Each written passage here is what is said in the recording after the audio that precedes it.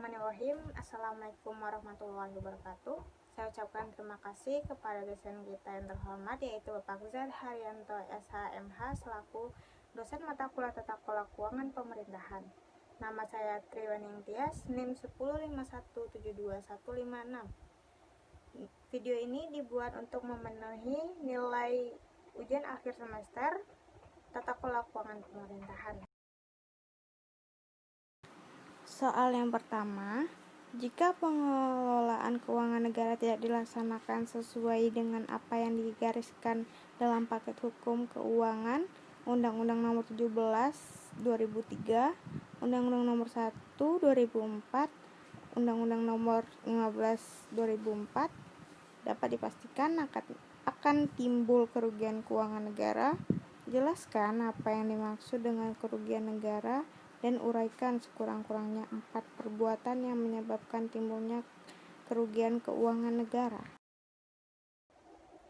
Pengertian kerugian negara menurut pasal 1 ayat 22 Undang-Undang Nomor 1 Tahun 2004 tentang perbendaharaan negara, yang dimaksud dengan kerugian negara atau daerah adalah kekurangan uang, surat berharga dan barang yang nyata dan pasti jumlahnya sebagai akibat perbuatan melawan hukum baik sengaja maupun lalai, dan uraikan sekurang-kurangnya 4 yang menyebabkan terjadinya kerugian keuangan negara.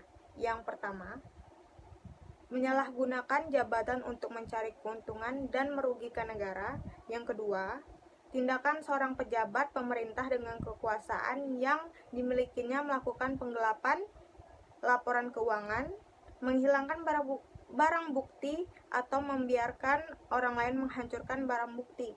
Yang ketiga, pengadaan merupakan kegiatan yang bertujuan untuk menghadirkan barang atau jasa yang dibutuhkan oleh suatu instansi atau perusahaan.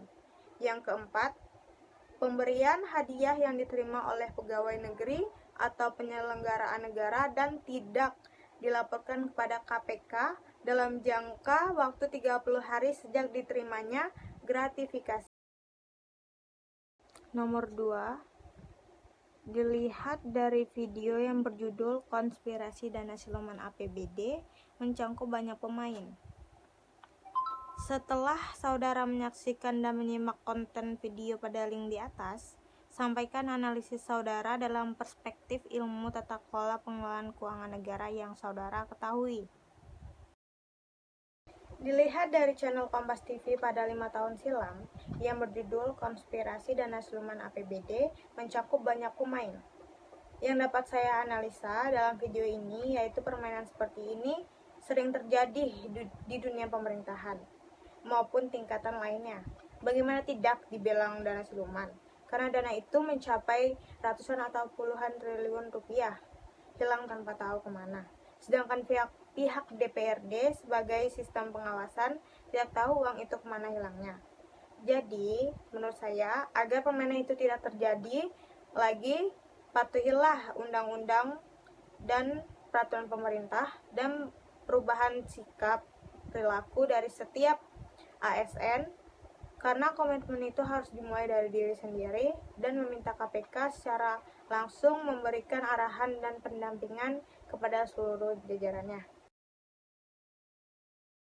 Soal nomor 3, pandemi COVID-19 yang terjadi adalah cobaan atau titik uji bagi kita semua. Di Indonesia, dalam perspektif pengelolaan keuangan, pemerintahan pusat hingga pemerintahan daerah telah mengambil langkah-langkah dalam rangka penanggulangan pandemi ini. Pertanyaannya adalah, apa yang akan saudara lakukan jika Anda adalah seorang kepala pemerintahan pemegang kekuasaan atas pengelolaan keuangan negara sebagai bagian dari kekuasaan pemerintah? Jelaskan dan uraikan. Jika saya menjadi kepala pemerintahan Indonesia, apa saja langkah-langkah yang saya akan lakukan untuk Indonesia di saat wabah COVID-19 menyebar ke seluruh Indonesia? Pertama, melaksanakan upaya penanggulangan wabah. Langkah yang perlu dilakukan yaitu penyelidikan epidemiologis, pemeriksaan, pengobatan, perawatan, dan isolasi penderita, termasuk tindakan karantina, pencegahan dan pengebalan, pemusnahan penyebab penyakit, penanganan jenazah akibat wabah, penyuluhan kepada masyarakat, dan upaya penanggulangan lainnya. Yang kedua, tindakan penyelidikan epidemiologis dilakukan melalui 4 kegiatan. Yang pertama, pengumpulan data, kesakitan dan kematian penduduk. Yang kedua, pemeriksaan klinis, fisik, laboratorium, dan penegakan diagnosis.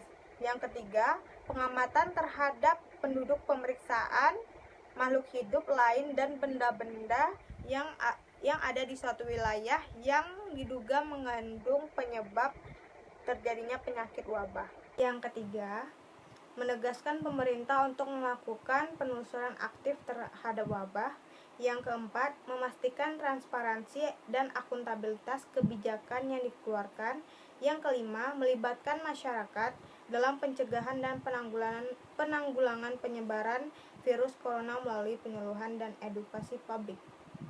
Dan seperti itulah jika saya menjadi kepala pemerintahan, itu yang akan saya lakukan